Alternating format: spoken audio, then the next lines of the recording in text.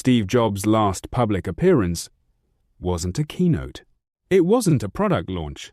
It was a city council meeting in Cupertino.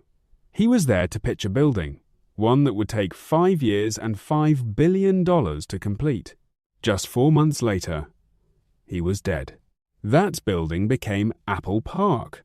By 2011, Apple had completely outgrown its original campus. The Infinite Loop site, built in 1993, was surrounded by rented office blocks scattered across the city. Departments were operating out of buildings with no connection to each other. Jobs wanted something completely different. One building, one ring, 12,000 people, working under the same roof. The site he chose had belonged to Hewlett-Packard. That wasn't coincidence. When Jobs was 12 years old, he called Bill Hewlett directly out of the phone book to ask for spare parts for a frequency counter he was building. Hewlett gave him the parts and a summer job at HP in Santa Clara, right off Highway 280. When HP downsized decades later and sold that same land in Cupertino, Jobs bought it for Apple. He had completed the circle.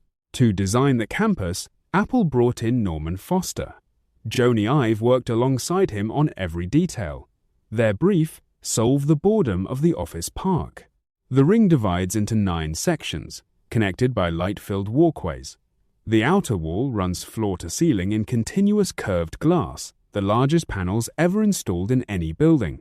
The cafeteria is a single, massive hall, with giant sliding walls that open the entire room to the outside.